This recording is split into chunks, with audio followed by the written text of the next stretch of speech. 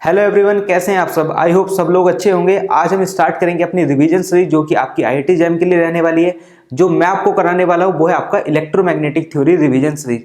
ये revision series आपके लिए हेल्पफुल रहेगी। जो भी लोग आपका आईआईटी जैम का एग्जाम देने जा रहे हैं, सीएसआई नेट के लिए जा रहे हैं, जेस्ट के लिए जा रहे हैं, टिफर के लिए जा रहे हैं, जो भी आपके ग्रेजुएशन और पीजी लेवल पर एंट्रेंस एग्जाम है, उन सब के लिए हेल्पफुल रहने वाली है। इसमें सारे जो कॉन्सेप्ट और जो सारे आपके फॉर्मूले हैं वो सब आपको मैं जल्दी से जल्दी रिवाइज कराऊंगा, और जो भी आपको हो सकता है बेस्ट मैं अपनी तरफ से आपको प्रोवाइड कराने की कोशिश करूंगा। जिनका कोई भी डाउट रह जाता है फिर भी वो कमेंट सेक्शन में हमसे पूछ सकते हैं। तो चलिए स्टार्ट करते हैं IIT jam physics electromagnetic theory के लिए रिवीजन सीरीज। जैसा आपको पता है कि इलेक्ट्रोमैग्नेटिक थ्योरी में जो हमारा सबसे पहला टॉपिक आता है वो आपका है कूलम्ब्स लॉ। ठीक है, जो कूलम्ब्स लॉ है हमारा वो डायरेक्टली किन केस में वैलिड होता है, किन केस में वैलिड नहीं होता है, वो सारी चीजें हम बिल्कुल डिटेल में अपने सिलेबस में डिस्कस कर चुके हैं। बट अभी के लिए जैसे मैंने आपको बताया कि हमारी एक रिवीजन सीरीज है, तो हम इसको रिवीजन के पर्पज से ही आपको कराने वाले हैं। ठीक है, तो आप यहाँ देख सकते हो जो कूलम्ब्स लॉ है वो डायरेक्टली एप्लीकेबल है। किन केस में डायरेक्टली एप्लीकेबल है? जो आपके स्पेरिकल सिमेट्रिक केस है, यहाँ आप देख भी सकते हो। जो आपके अदर केस हैं उसमें हम मेथड ऑफ इंटीग्रेशन यूज करते हैं।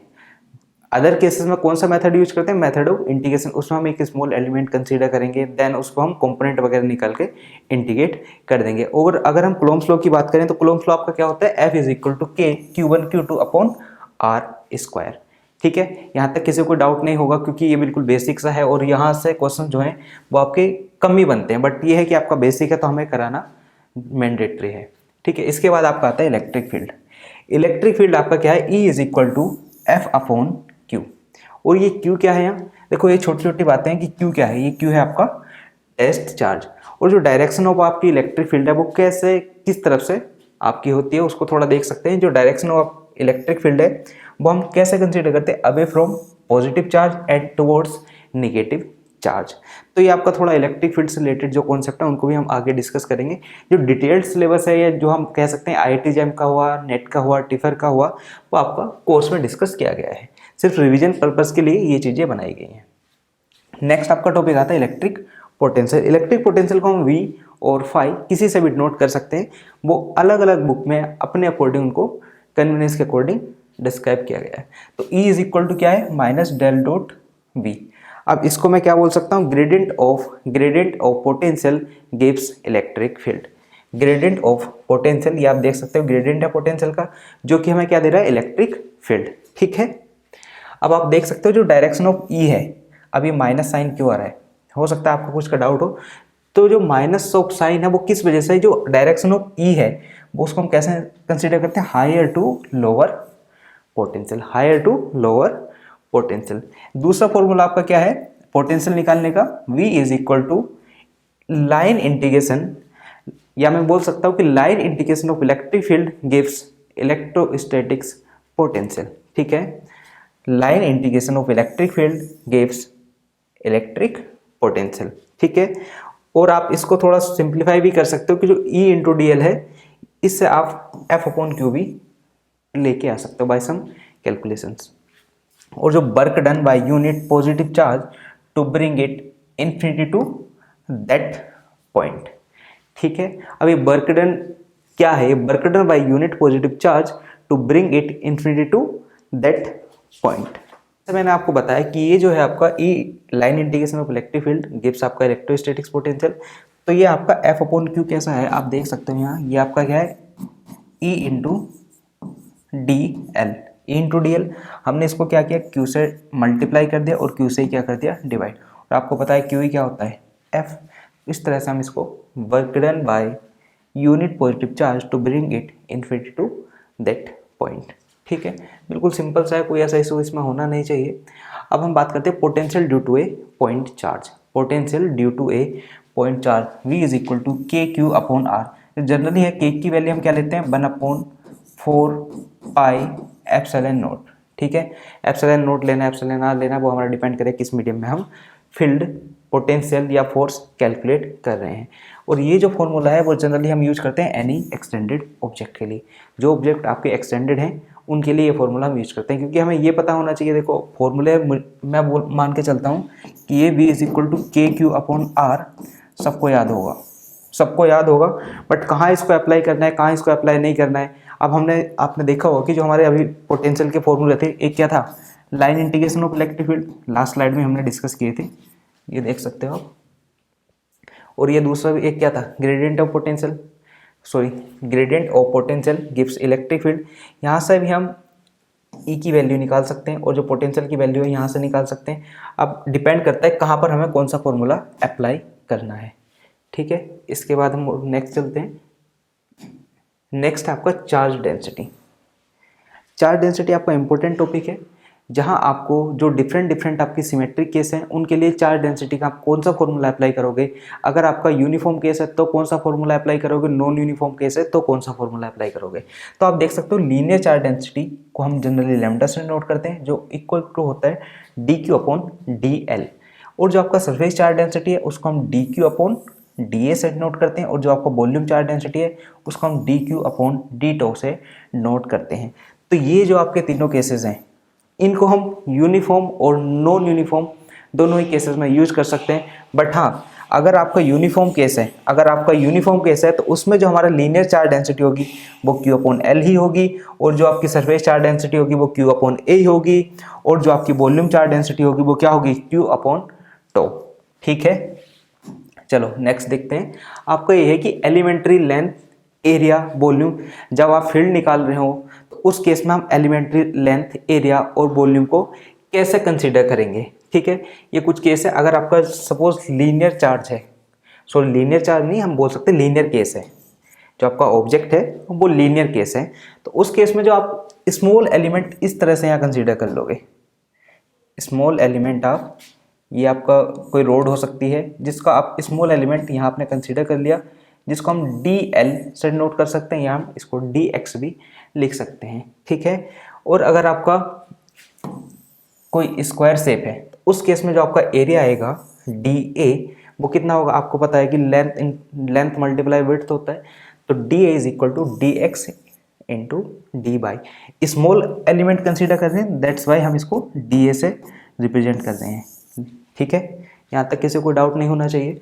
अगर आपका सपोज क्यूबिक टाइप कोई केस है, तो आपको पता है क्यूबिक आपकी 3D ऑब्जेक्ट है, तो इसमें आपकी 3 साइड होने वाली हैं, 3 साइड होंगी, तो उसके लिए अगर मुझे स्मॉल एलिमेंट कंसीडर करना है तो मैं यहाँ कंसीडर करूँगा, जिसके लिए अगर मुझे dτ निकालना है तो क्या होगा, dx, dy और dz। ये था आपका elementary length, area and volume.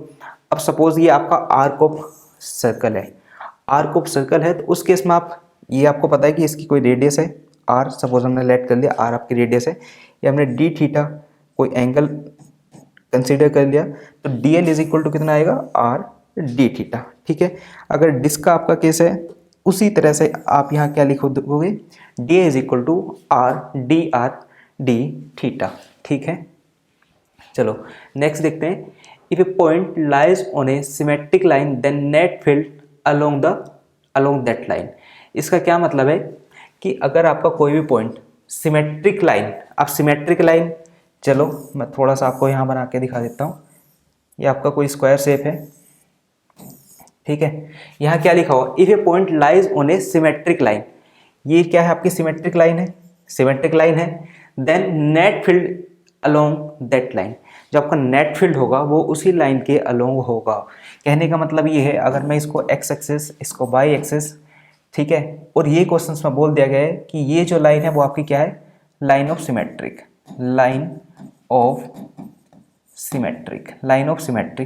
तो जो हमारा नेट फील्ड होगा वो इसी एक्सिस के अलोंग होगा, अगर क्वेश्चन में मेंशन किया गया है कि ये आपकी लाइन ऑफ सिमेट्रिक है तब। अदरवाइज हम इसको ऐसा नहीं बोल सकते कि इसी डायरेक्शन में होगा नेट फील्ड या इस डायरेक्शन में होगा, वो डिपेंड करेगा कि क्वेश्चन में हमें क्या चीज़ दी हुई है और क्या चीज़ नहीं दी हुई है। अब नेक्स्ट आप देख सकते हो, ये आपका field due to a uniformly charge ring at axial point. ये जो आपके फॉर्मूले हैं वो डायरेक्ट आपको याद भी होने चाहिए, और इसको हम कैलकुलेट कैसे कर सकते हैं। अगर सपोज आपके पास है E is equal to KQX/x² plus r² की पावर 3/2, ये तो मैंने आपको डायरेक्ट यहाँ रिजल्ट लिख दिया है। अगर आपको कैलकुलेट करना हो कि हम इसको किस तरह से कैलकुलेट करेंगे, अब इसको थोड़ा समझ लेते हैं कि ये डेरिवेशन आपका कैसे आता है, किस तरह से हम D की वैल्यू यहाँ कैलकुलेट करेंगे, सॉरी E की वैल्यू हम कैलकुलेट करेंगे, और किस तरह से हम इसको सोल्व करेंगे, क्या हमारी अप्रोच रहने वाली है इस टाइप के न्यूमेरिकल को सोल्व करने की। ये आपकी x डिस्टेंस है, ये आपकी r है, और इसको मैं स्मॉल r कंसिडर कर लेता हूँ, इसको मैं स्मॉल आर कंसीडर कर लेता हूँ। तो स्मॉल आर की अगर मैं बात करूँगा तो ये कितना आ जाएगा आपका r square plus x square. ठीक है, अब आप यहाँ देख सकते हो जो ई है आपका वो कितना होता है, ई is equal to k q upon r square. ये आपका किस टाइप का केस है, यहाँ हम डी ई की वैल्यू सबसे पहले कैलकुलेट करेंगे। डी की वैल्यू क्यों कैलकुलेट करेंगे, क्योंकि आप डायरेक्टली आपका जो केस है किस टाइप का है, यहाँ आपके जो डिस्क्रीट है, डिस्क्रीट फील्ड तो आपको कैलकुलेट नहीं करना है कि आप डायरेक्टली के क्यू अपॉन आर स्क्वायर वाला फॉर्मूला लगा दोगे और आपके आंसर आ जाएगा। तो आपको इस टाइप का मेथड ऑफ इंडिकेशन यूज करना पड़ेगा। तो ई इज इक्वल टू आपका के क्यू अपॉन आर स्क्वायर होता है, तो d E is equal to कितना होगा, k d q upon r square, k d q upon r square. अब एक बात यहाँ आती है कि जो आपका जो फील्ड है, नेट फील्ड आपका किस डायरेक्शन में होगा, नेट फील्ड आपका किस डायरेक्शन में होगा, तो उसके लिए आप प्रैक्टिस करोगे तो आपको समझ में आ जाएगा कि हाँ हमारा यहाँ जो फील्ड है, आपको पता है कि जो ई है इलेक्ट्रिक फील्ड वो आपका दो कंपोनेंट में डिवाइड होगा, एक कोस में और एक साइन में। तो जो यहाँ फील्ड आएगा वो आपका कोस की वजह से आएगा, साइन की वजह से आपका जो कैंसिल आउट हो जाएगा, इस वजह से हमारा जो साइन वाला कंपोनेंट है उसको हम कैलकुलेट नहीं करेंगे। हम डायरेक्टली यहाँ लिख सकते हैं नेट फील्ड जो है आपका, नेट फील्ड वो आपका होगा डी ई कॉस थीटा। अब सिंपल सा है, आपके पास डी ई की वैल्यू है, कोस थीटा की वैल्यू और निकाल लो। कोस थीटा की वैल्यू हम ऐसा आराम से इजीली निकाल सकते हैं। कोस थीटा की वैल्यू आपकी कितनी आएगी, एक्स अपॉन कोस थीटा आपका कितना आएगा, x upon r square plus x square. ये आपकी कोस थीटा की वैल्यू आ गई। अब बात कर लेते हैं डी की। डी आपका कितना है, k d q upon x square plus d आपका कितना है, k d q upon r square की वैल्यू यहाँ पुट कर देता हूँ, तो r square plus x square, cos theta आपका कितना है, x upon r square plus x square. इसको आप सिंप्लीफाई कर लोगे तो यहाँ से आपका आंसर आ जाएगा, वो कितना आएगा, E is equal to k q x upon x square plus r square की पावर 3/2। अब यहाँ एक थोड़ा सा केस है, उसको आप यहाँ समझ लो कि अगर आपका x 0 होगा, अगर आपका x 0 होगा तो ये आपका कितना होगा, 0 होगा। सिंपल सी बात है, आप यहाँ से देख सकते हो, अगर यहाँ हम x की वैल्यू को 0 पुट कर रहे हैं तो ये आपका कितना आ जाएगा, 0 आएगा। ठीक है, अगर आपका x आपका less than capital R, capital R आपकी क्या है, रेडियस, तो उस केस में जो इलेक्ट्रिक फील्ड आएगा वो कितना आएगा, E is equal to k q upon r cube x, k cube upon r cube x. ठीक है, अगर आपका x ग्रेटर देन r हो, r यहाँ आपकी रेडियस है, तो e आपका कितना आएगा, e is equal to k q upon x square, के क्यू अपॉन एक्स स्क्वायर। ठीक है, अगर आपको e की मैक्सिमम वैल्यू चाहिए, अब मैं बोलता हूँ कि आप e की मैक्सिमम वैल्यू फाइंड आउट करो इस केस के लिए, तब आप क्या करोगे, D E upon D x calculate करोगे और इक्वल टू 0 पुट कर दोगे, यहाँ से आपकी मैक्सिमम वैल्यू आ जाएगी। इस केस में जो आपका ग्राफ आता है वो इस टाइप का आता है। चलो इसको थोड़ा सा यहाँ समझ लेते हैं, यहीं देख लो। जो इस केस में आपका जो ग्राफ आता है ना वो इस टाइप का आता है, ये आपका इस टाइप से। ठीक है, देख लेना इसको। ये जो मैक्सिमम वैल्यू आपकी आती है वो r/√2। बिल्कुल जो क्लास में हमने इसको डिटेल में डिस्कस किया है, बट अभी के लिए रिवीजन हम करा रहे हैं, तो मैंने सोचा कि हाँ थोड़ा सा आपको रिवाइज करा दूँ कि इस तरह से हम इसको सॉल्व करते हैं। नेक्स्ट है आपका field at centre of hemisphere. Condition आपकी क्या है, यूनिफॉर्मली चार्ज। ठीक है, sigma is equal to d q upon d a, ये हम ऑलरेडी डिस्कस कर चुके हैं, d q upon r square sine theta d theta d phi. Main है कि आपको ये डी ए निकालना आना चाहिए। डी ए मैंने आपको बता दिया है कि आप लीनियर हो सरफेस, जो लीनियर सरफेस हो आपका वॉल्यूम हो, ये हमने कैसे कैलकुलेट करने हैं वो सब मैं आपको बता चुका हूँ। डी आपका कितना होता है, k d q upon r square. और जो नेट फील्ड है, नेट फील्ड आपका d e cos theta. D की वैल्यू आपके पास है, कोस थीटा की वैल्यू पर आराम से कैलकुलेट कर सकते हैं। तो यहाँ से आप field at centre of hemisphere calculate कर सकते हैं। अब फील्ड के जो आपके केसेस हमारे बनते हैं वो जनरली हमने डिस्कस कर लिए हैं, और जो भी डिटेल्ड हैं वो हमने जो आपका सिलेबस आपको कराया गया उसमें डिस्कस किए हैं। बट हाँ, अभी के लिए जितना आपके लिए इंपॉर्टेंट है, जो आपको रिवाइज बिल्कुल आपको टिप्स पर होना चाहिए, वो सारी चीज़ें मैं यहाँ भी लेके चल रहा हूँ। नेक्स्ट हम बात कर रहे हैं गॉस लॉ। गॉस लॉ के अकॉर्डिंग जो आपका इलेक्ट्रिक फ्लक्स है वो होता है फाई ई से हम उसको डिनोट करते हैं। वो कितना होता है, integration of e dot d s, और फाई ई एनक्लोज्ड हमारा कितना होता है, q enclosed upon epsilon naught. Differential form हमारी कितनी होती है, del dot e upon rho epsilon naught and del square v upon del square v is equal to minus rho upon epsilon naught. ये आपकी क्या है, डिफरेंशियल फॉर्म है। ये आपकी क्या है, डिफरेंशियल फॉर्म। अगर मैं इसको थोड़ा थ्योरेटिकल फॉर्म में आपको बताने की कोशिश करूं तो क्या होगा आपका Gauss law, total electric flux through closed surface, total electric flux through closed surface is equal to charge enclosed divided by epsilon naught. ठीक है, ये आप यहाँ से भी जो इसका कंक्लूजन है वो निकाल सकते हो। अब आपको एक थोड़ा सा मैं आपको एक एग्जांपल देता हूँ। एग्जांपल है आपका कि आपके पास इस टाइप की कोई शेप है,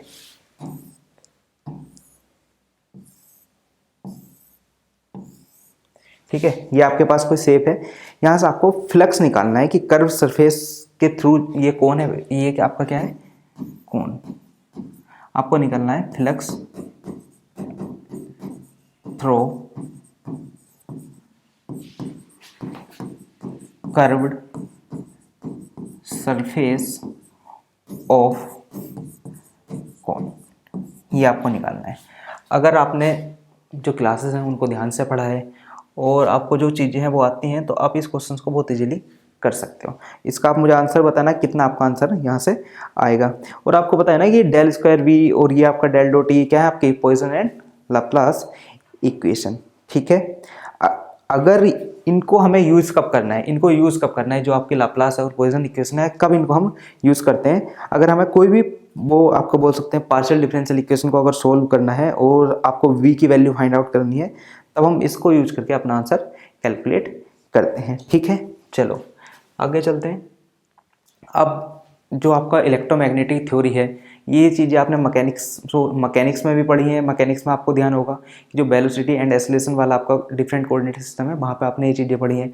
इलेक्ट्रोमैग्नेटिक थ्योरी में मैं आपको कराने वाला हूँ, और ये चीज़ें आपकी मैथमेटिकल फिजिक्स में भी है। क्या है कि जो ग्रेड है, डाइवर्जेंस है, लाप्लासियन है, कर्ल है, वो डिफरेंट कोऑर्डिनेट सिस्टम में क्या होते हैं। ठीक है, जो हमारे कोऑर्डिनेट सिस्टम है उसको हमने यहाँ Q1, Q2 और Q3, मैं यहाँ किसी एक पर्टिकुलर सिस्टम की बात नहीं कर रहा हूँ कि आप कार्टेशियन के लिए क्या कर रहे हैं, स्फेरिकल के लिए क्या कर रहे हैं, सिलेंड्रिकल के लिए क्या कर रहे हैं। मैं एक जनरल उसको कंसीडर कर रहा हूँ कि जो आपका कोऑर्डिनेट सिस्टम है वो आपका क्या है, Q1, Q2 और Q3। यहाँ हम वैल्यू चेंज करते रहेंगे और हमारा आंसर आता चला जाएगा। ये एक बिल्कुल आप इसको बोल सकते हैं जनरलाइज आपका एक हमने कोऑर्डिनेट सिस्टम को लेट कर दिया है, वो आपका Q1, Q2 और Q3। ठीक है, और जो DL होगा वो आपका कितना होगा, H1 DQ1 E1 कैप। ठीक है, जैसे हमारा I cap, J cap, K cap होता है, उसके लिए हमने यहाँ E1 कैप, E2 कैप और E3 कैप को कंसिडर किया है। DL आपका कितना है, H1 DQ1 E1 cap plus S2 DQ2 E2 cap plus S3 DQ3 E3 cap, और वेक्टर A आपका कितना होगा, A1 E1 cap plus A2 E2 cap plus A3 E3 cap.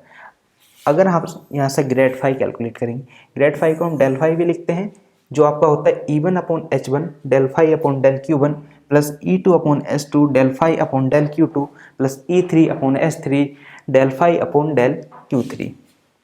Divergence A क्या है, डेल डॉट A, इस तरह से हम इसको रिप्रेजेंट करते हैं। 1 अपॉन H1 H2 H3, ये सारे आपके मल्टीप्लाई में हैं। Del upon del Q1 S2 S3 A1 plus del upon del Q2 S3 H1 A2 plus del upon del Q3 H1 H2 A3। अब आप कह रहे होंगे सर ये भी तो यहाँ इतनी सारी चीज़ें याद करनी पड़ेंगी।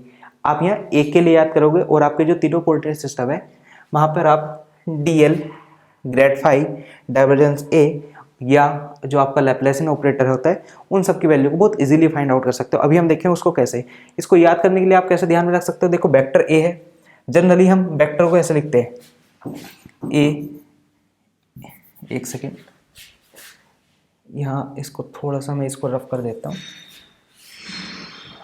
देखो अगर हम वेक्टर है तो वेक्टर को हम ए कोई वेक्टर है उसको ऐसे लिखते हैं ना, a1 x cap plus a2 y cap plus a3 z cap, या इसको ऐसे लिख सकते हैं a1 i cap plus a2 j cap plus a3 k cap. इस तरह से हम वेक्टर को लिखते हैं। तो आप यहाँ देख रहे हो जब हमने कोऑर्डिनेट सिस्टम जो है e1 cap e2 cap plus e3 cap, इसमें तो कोई प्रॉब्लम नहीं है, बिल्कुल सिंपल सी चीज़ है ये। तो अब हम बात कर रहे हैं ग्रेड फाई या जिसको हम डेल फाई भी, या देखो e1 कैप तो यहाँ h1 है, यहाँ e2 कैप है तो यहाँ h2 है, यहाँ e3 कैप है तो यहाँ h3 है। यहाँ तक कोई दिक्कत नहीं। यहाँ del phi upon del q1 है, या del phi upon del q2 है, या del phi upon del q3 है। इसको भी याद करने में किसी को कोई दिक्कत नहीं होनी चाहिए। अब आता है आपका सेकेंड डाइवर्जेंस ए, इसको हम डेल डॉट ए लिखते हैं। यहाँ आप देख लो कि 1 अपॉन h1 h2 h3, ये हमने स्टार्टिंग में लिख दिया। अब इसको याद करने के लिए देखो यहाँ अगर q1 है, यहाँ अगर q1 है तो यहाँ h2 से स्टार्ट होगा, मतलब यहाँ 1 है तो यहाँ 2 और 3 से स्टार्ट होगा, और यहाँ q1 है तो यहाँ a1 आएगा। उसी तरह से यहाँ q2 है तो यहाँ q2 के बाद हमारा h3 आएगा, h1 आएगा, और यहाँ q2 है तो यहाँ हमारा a2 आएगा। ठीक है, यहाँ आप देख सकते हो कि यहाँ भी आपका क्या है q3, 3 के बाद हमारा 4 तो आएगा नहीं क्योंकि हमारा 1 2 3 चल रहा है, तो q3 के बाद आपका सेम उसी तरह से रिपीट होगा 1 2, फिर यहाँ q3 है तो यहाँ भी a3 आएगा। ठीक है, ये याद कर सकते हो, कोई दिक्कत नहीं है। आपका जो ग्रेड हमने देख लिया, डाइवर्जेंस देख लिया, अब आप आते हैं लैप्लासियन। तो लैप्लासियन थोड़ा सा आपका याद करना डिफिकल्ट है कंपैरिजन टू डाइवर्जेंस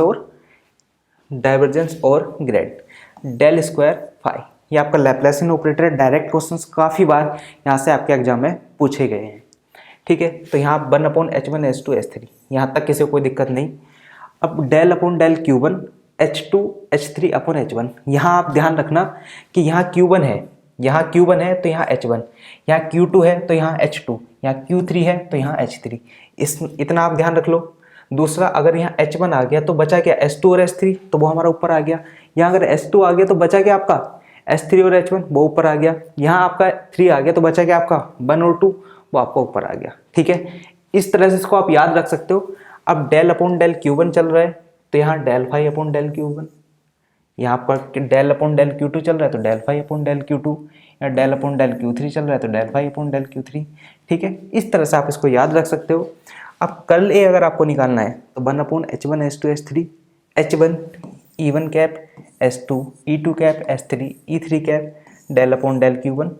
ये बिल्कुल आसान सा ही, इसमें तो किसी को कोई दिक्कत नहीं होनी चाहिए। ठीक है, अब देखो हमारा जो q1 था, q2 था, q3 था, वो क्या है एक्चुअली, जो स्पेरिकल कोऑर्डिनेट है, जो आपके स्पेरिकल कोऑर्डिनेट हैं, उसमें हमने क्या कंसीडर किया है q1 q2 q3। ठीक है, और जो आपके कार्टेशियन कोऑर्डिनेट हैं, जो आपके कार्टेशियन कोऑर्डिनेट हैं, जो आपके सिलेंड्रिकल कोऑर्डिनेट हैं, उसमें हम क्या कंसीडर करते हैं। देखो स्पेरिकल में q1 q2 q3 को हम रिप्लेस करेंगे r थीटा फाई से।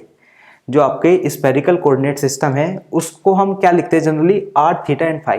जो हमने यहाँ q1 q2 q3 आपको बताए हैं, उस q1 q2 q3 को आप रिप्लेस करोगे r थीटा और फाई से, और h1 की वैल्यू h1 h2 और h3 की वैल्यू अगर बात कर रहे हैं स्पेरिकल के लिए, अगर हम बात कर रहे हैं स्पेरिकल के लिए, तो h1 की वैल्यू 1 होगी, h2 की वैल्यू r होगी, और h3 की वैल्यू कितनी होगी आपकी r साइन थीटा।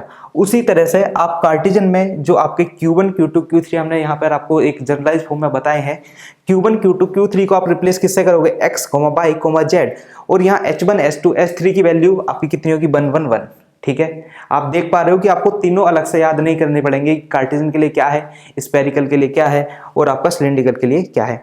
जैसे आपका q1 q2 q3 है जो हमने यहाँ पे आपको डिस्कस किए हैं, तो सिलेंड्रिकल में आप उनको किससे रिप्लेस करोगे, r phi z, r phi z, r phi z, और यहाँ h1 की वैल्यू 1 होगी, h2 की वैल्यू आपकी r होगी, और h3 की वैल्यू आपकी 1 होगी। तो इस तरह से आप अपने जो कोऑर्डिनेट सिस्टम है उनको बहुत अच्छे से याद कर सकते हो, और जो आपको इतनी प्रॉब्लम नहीं आएगी कि सिलेंड्रिकल के लिए क्या होगा, क्योंकि सिलेंड्रिकल और स्पेरिकल इन दोनों केस में लाप्लासियन फाइंड आउट करने में हमें प्रॉब्लम आती है। जनरली आपका जो डाइवर्जेंस है और ग्रेड है वो इजीली निकल जाता है, उसमें आपका सिलेंड्रिकल और जो स्पेरिकल है उसमें कोई ऐसा इशू नहीं आता है।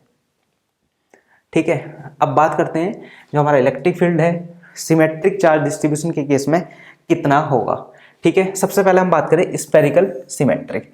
Spherical symmetric case, spherical symmetric case के लिए जो हमारा इलेक्ट्रिक चार्ज है वो सॉरी इलेक्ट्रिक फील्ड है वो कितना होगा। इलेक्ट्रिक फील्ड निकालने के लिए हम E is equal to q enclose upon 4 pi epsilon naught r square. ये फॉर्मूला हम स्पेरिकल यहाँ देख लो सिमेट्रिक चार्ज डिस्ट्रीब्यूशन और उसमें हम बात कर रहे हैं स्पेरिकल सिमेट्रिक की। स्पेरिकल सिमेट्रिक केस के लिए अगर हम इलेक्ट्रिक फील्ड निकाल रहे हैं तो फॉर्मूला हम कौन सा लगाएंगे, E इज इक्वल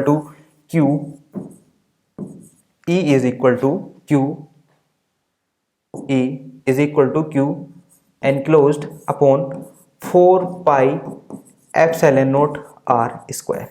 ये फॉर्मूला हम लगाएंगे, इलेक्ट्रिक फील्ड हम निकाल रहे हैं स्पेरिकल सिमेट्रिक चार्ज डिस्ट्रीब्यूशन के केस में। अब यहाँ आप देख सकते हो कि जो फील्ड इनसाइड है, इनसाइड फील्ड कितना होगा, आउटसाइड फील्ड कितना होगा, यूनिफॉर्मली चार्ज्ड स्फीयर। जो हमारा स्पेरिकल सिमेट्रिक है उसी का ये आपका केस है, केस नंबर 1 आप इसको बोल सकते हो कि अगर आपका यूनिफॉर्मली चार्ज स्फीयर है तो उस केस में आपका जो फील्ड इनसाइड कितना आएगा और आउटसाइड फील्ड आपका कितना आएगा। तो ई इनसाइड आपका rho r upon 3 epsilon naught. Generally या मेनली मैं बोल सकता हूँ कि अगर आपको क्यू एनक्लोज निकालना आ गया तो आप इलेक्ट्रिक फील्ड बहुत इजीली फाइंड आउट कर सकते हो। क्यू एनक्लोज निकालने के लिए हम एरिया एलिमेंट कैसा निकालते हैं वो मैं आपको बता चुका हूँ, कैसा आप एरिया एलिमेंट निकालोगे।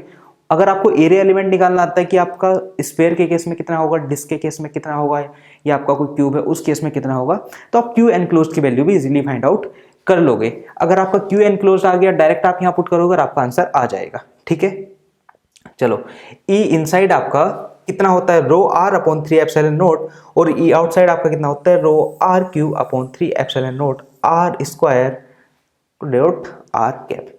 ये आपकी आर क्या है, रेडियस ऑफ स्फीयर।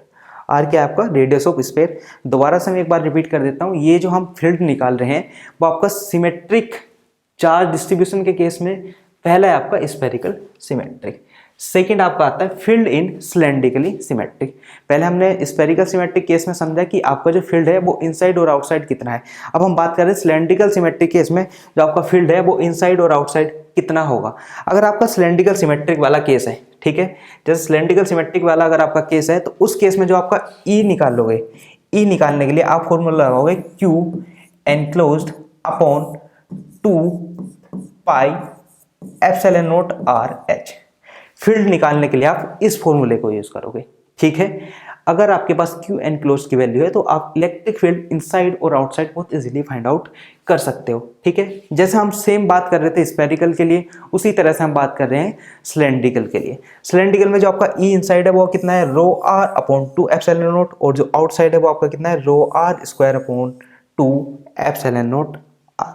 ठीक है, अगर हमें प्लेन सिमेट्रिक केस में निकालना है तो आपका ई कितना आता है, सिग्मा अपॉन 2 एप्सिलॉन नॉट। ठीक है, चलिए ये आपका कुछ सिमेट्रिक चार्ज डिस्ट्रीब्यूशन के केस थे जिनको हमने समझा।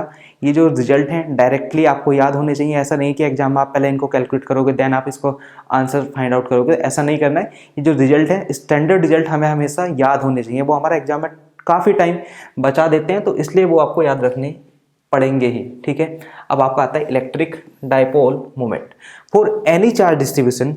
जो आपका डाइपोल है वो आपका किस तरह से हमारा वर्क करता है, किस तरह से हम उसको फाइंड आउट करेंगे। तो for any charge distribution electric dipole moment is defined as.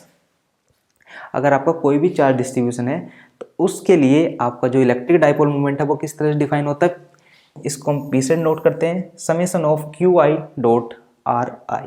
ये आपका डिस्क्रीट चार्ज है तब हम ये वाला फॉर्मूला यूज करेंगे। अगर आपका कॉन्टिन्यूस वाला केस है तब हम ये फॉर्मूला यूज करेंगे, P is equal to integration R dot d q. ठीक है, कॉन्टिन्यूस चार्ज डिस्ट्रीब्यूशन के लिए हम इसको यूज करेंगे। ये तो हमने देख लिया कि अगर आपका डिस्क्रीट चार्ज है तब हम ये फॉर्मूला यूज करेंगे, अगर आपका कॉन्टिन्यूस चार्ज डिस्ट्रीब्यूशन का केस है तब हम ये फॉर्मूला यूज करेंगे। अब इसकी कुछ प्रॉपर्टीज हैं जो डाइपोल मोमेंट की आपको ध्यान होनी चाहिए क्योंकि डायरेक्ट क्वेश्चंस आपके एग्जाम में यहाँ से 1-2 बार पूछे गए हैं। वो क्या है कि अगर आपका origin is taken as symmetric point, अगर हम ओरिजिन को सिमेट्रिक पॉइंट, या मैं बोल सकता हूँ कि जो ओरिजिन है आपका वो सिमेट्रिक पॉइंट है, तो उस केस में जो आपका डाइपोल मोमेंट है वो कितना हो जाता है, 0। डाइपोल मोमेंट आपका कितना हो जाता है, 0। एक नेक्स्ट प्रॉपर्टी आपकी ये है, अगर सम ऑफ ऑल चार्जेस, जो आपका, जैसे यही केस आप समझ लो कि आपका डिस्क्रीट चार्ज है, डिस्क्रीट चार्ज में आपके पास जो चार्जेस है टोटल वो कितना है, 0। जो टोटल चार्ज है वो आपका कितना है, 0। तो जो आपका P है, P क्या है आपका, डाइपोल मोमेंट, वो आपका क्या होगा, independent of origin, independent of origin. ठीक है, हमारी दो प्रॉपर्टी हैं डाइपोल मोमेंट की। पहली क्या है कि अगर आपका ओरिजिन सिमेट्रिक पॉइंट है उस केस में हमारा जो डाइपोल मोमेंट है वो 0 हो जाएगा। दूसरा, अगर हमारा सम ऑफ ऑल चार्जेस 0 है तो जो हमारा डाइपोल मोमेंट है वो इंडिपेंडेंट ऑफ ओरिजिन हो जाएगा। ठीक है, चलो आगे बढ़ते हैं। अब इसमें आप यहाँ देख सकते हो कि जो एनर्जी स्टोर्ड है इलेक्ट्रिक फील्ड में, जो हमारी एनर्जी स्टोर्ड होती है वो कितनी होती है, उसको थोड़ा यहाँ समझ लेते हैं। U is equal to 1/2 QI/VI, इसका समेसन है। ठीक है, I की वैल्यू आपकी 1 to n तक जाने वाली है for many charges. Many charges का मतलब है अगर आपके पास नंबर ऑफ चार्जेस एक से ज़्यादा हैं तब हम इस फॉर्मूले को यूज़ करेंगे। अगर आपका कॉन्टिन्यूस केस है, ठीक है, जैसे हमने अभी डाइपोल मूवमेंट का समझा कि अगर आपका कॉन्टिन्यूस केस है तो कौन सा फॉर्मूला यूज करें, अगर आपका डिस्क्रीट वाला है तो कौन सा फॉर्मूला यूज करें। उसी तरह से आपका जो energy stored in electric field है, अगर आपका जो डिस्क्रीट केस है या मैं बोल सकता हूँ नंबर ऑफ चार्जेस आपके पास एक से ज़्यादा हैं तो आप ये फॉर्मूला यूज़ करोगे। अगर आपके पास कॉन्टिन्यूस केस है तो उस केस में आप ये फॉर्मूला डायरेक्ट अप्लाई कर दोगे, U is equal to 1/2 integration V dq। इसको थोड़ा सा हम सिंप्लीफाई या हम बोल सकते हैं कि अदर फॉर्म्स में इस टाइप से लिख सकते हैं, ये आपको ध्यान में रखनी है। ठीक है, डायरेक्ट है, स्टैंडर्ड है, इनको याद रखना। अब हमारा जो एनर्जी स्टोर्ड है फॉर्मूले तो हमने देख ली, अब जो हमारे स्टैंडर्ड रिजल्ट है उनको भी थोड़ा समझ लेते हैं क्या है, क्या कैसे ये आए हैं। Sphere having uniform surface charge density, अगर आपके स्फीयर की यूनिफॉर्म सरफेस चार्ज डेंसिटी है तब हमारी जो एनर्जी आएगी वो कितनी आएगी, U is equal to half KQ² R, half KQ² R। ठीक है, सेकेंड आपका sphere having non uniform charge density, पहला आपका यूनिफॉर्म सरफेस चार्ज डेंसिटी कितनी आएगी, सेकेंड आपका sphere having non uniform charge density वो आपकी आएगी U is equal to 3/5 KQ² R। एक बार किसी एग्जाम में क्वेश्चन क्या पूछा गया था कि जो आपको यहाँ ये जो रिजल्ट हैं दोनों इन पर बेस्ड एक क्वेश्चन पूछ लिया था। वो क्वेश्चन इस टाइप से था कि आपको रेशियो फाइंड आउट करना था sphere having uniform surface charge density and sphere having non uniform surface charge density. देखने के लिए आपको ये सारे ऑप्शंस भी यहाँ दिए हुए थे। अगर आपको रिजल्ट याद है तो आप इसको विद इन सेकेंड सोल्व कर सकते हो। अगर आपको रिजल्ट याद नहीं है सोल्व आप कर लोगे बट आपका काफ़ी टाइम बाहर लग जाएगा क्योंकि आप ये वाले फॉर्मूले लगाओगे, पहले इन फॉर्मूलों का यूज़ करके आप इसको सोल्व करोगे। तो जो रिजल्ट है वो हमेशा याद होने चाहिए। ठीक है, चलो नेक्स्ट टॉपिक है आपका डाइलेक्ट्रिक। डाइलेक्ट्रिक क्या है आपकी, these are material which get polarised when placed in an external field. क्या है आपके डाइलेक्ट्रिक, जब हम किसी भी मटेरियल को, या मैं बोल सकता हूँ वो मटेरियल जिनको हम एक्सटर्नल फील्ड में अगर रख देते हैं तो वो क्या हो जाते हैं, पोलराइज्ड। उस टाइप के मटेरियल को हम क्या बोलते हैं, डाइलेक्ट्रिक। ठीक है, अब पोलराइजेशन क्या है भाई, हमने पोलराइज्ड वर्ड तो यहाँ यूज कर लिया बट पोलराइज है क्या, पोलराइजेशन है क्या, appearance of charge on surface, और जो चार्ज हमारा अपीयर हो जाता है या तो सरफेस पर या वॉल्यूम में, उसी को हम क्या बोलते हैं, पोलराइजेशन। ठीक है, पोलराइजेशन वेक्टर आपका, इसको हम नोट करते हैं P से, जो कि आपका होता है P इंड्यूस्ड अपॉन वॉल्यूम। क्या होता है, P induced upon volume. Polarisation vector is equal to P induced upon volume. ठीक है, अब relation between P sigma V and rho V, important result है। क्वेश्चन यहाँ से काफ़ी बार पूछे गए और फ्रिक्वेंटली पूछे भी जाते हैं, तो ध्यान रखना है कि क्या मैं आपको बता रहा हूँ बिल्कुल इस जो वीडियोस है ये आपके लिए बिल्कुल रामबाण की तरह है। जिसने पूरे साल कुछ भी नहीं पढ़ा अगर वो भी इसको देने जा रहा है तो वो 3 घंटे एग्जाम में बोर नहीं होने वाला है। वो अपने आप से इस वीडियोस की हेल्प से काफ़ी EMT को वो सोल्व कर पाएगा। अगर उसके कॉन्सेप्ट ठीक ठाक है तो वो अच्छे मार्क्स EMT के अंदर भी स्कोर कर सकता है। तो sigma V is equal to कितना होता है आपका, P डॉट एन कैप। ठीक है, अब सिग्मा V क्या है, surface bound charge. Sigma V क्या है, सरफेस बाउंड चार्ज। उसी तरह से हम वॉल्यूम बाउंड चार्ज की बात करेंगे। वॉल्यूम बाउंड चार्ज आपका कितना होता है, रो V, जो कि आपका होता है minus del dot P, minus del dot P। Important result है, याद रखना। नेक्स्ट आपका आता है uniformly polarised sphere. Uniformly polarised sphere, उसमें जो हमारा इलेक्ट्रिक फील्ड इनसाइड है वो आपका कितना आता है, minus P/3 ε0। Uniformly polarised cylinder, उसमें जो आपका E इनसाइड है वो आपका कितना होता है -P/2 ε0। और जो यूनिफॉर्म पोलराइज्ड प्लेट है उस केस में जो आपका E इनसाइड आता है P/−P/ε0। ठीक है, चलो ये आपका इलेक्ट्रोस्टैटिक्स वाला पोर्शन जो है उसको हमने रिवाइज कर लिया। आप देख सकते हो इसको 30 से 35 मिनट के अंदर हमने ऑलमोस्ट ये रिवाइज कर लिया। आई थिंक 35-40 मिनट के आसपास ये हुआ होगा जो हमारा इलेक्ट्रोस्टैटिक्स वाला पोर्शन है। और उसके अंदर हमने जितने भी आपका IIT JAM से रिलेटेड सारा कंटेंट है वो डिस्कस कर लिया है, जो कि आपके लिए काफ़ी हेल्पफुल रहेगा एग्जाम के लिए। ठीक है, चलो इलेक्ट्रोस्टैटिक्स वाला पोर्शन आपका खत्म हुआ। अब हम स्टार्ट करते हैं आपका नेक्स्ट, जो कि आपका मैग्नेटोस्टैटिक्स। इसके बाद हम इसमें भी बिल्कुल जो आपके फॉर्मूलेज हैं जो कि आपके एग्जाम में पूछे जाते हैं उन सबको डिस्कस करेंगे। ये रहेगा आपका नेक्स्ट क्लास में। तब तक आप वीडियोस को लाइक करो, शेयर करो, सब्सक्राइब करो, और जितना आप अपने दोस्तों के साथ शेयर कर सकते हो इस वीडियो को शेयर करो, क्योंकि ये वीडियोस हर किसी के लिए हेल्पफुल होने वाली है। जिसने अभी तक पढ़ रखा है उसके लिए भी, जिसने अभी तक बिल्कुल नहीं पढ़ा है उसके लिए भी। तो वीडियोस को आप जितना मैक्सिमम हो सकते हैं शेयर करो, और अच्छे से अच्छा कंटेंट हम आपके लिए बनाने की हमेशा कोशिश करते रहते हैं। तो चैनल को लाइक करो, शेयर करो, सब्सक्राइब करो। मिलते हैं आपसे नेक्स्ट वीडियो में, जिसमें हम डिस्कस करेंगे मैग्नेटोस्टैटिक्स और इलेक्ट्रोस्टैटिक्स। मैग्नेटोस्टैटिक्स को मैं जितना कंपेयर करके आपको पढ़ाने की कोशिश कर सकता हूँ वो सब मैंने आपको कराया है, जो कि आपका क्लासेस के अंदर है, जिसको आप देख सकते हो एडुक्रैक्स ऐप पर। बट अभी के लिए हम रिवीजन क्लासेस कर रहे हैं, तो इसको रिवीजन की तरह से ही लेंगे। इसको हम क्लास नहीं बना रहे हैं, इसको सिर्फ रिवीजन पर्पस के लिए हम आपके लिए बना रहे हैं। चलिए मिलते हैं आपसे नेक्स्ट वीडियो में, तब तक आप चैनल के साथ बने रहिए।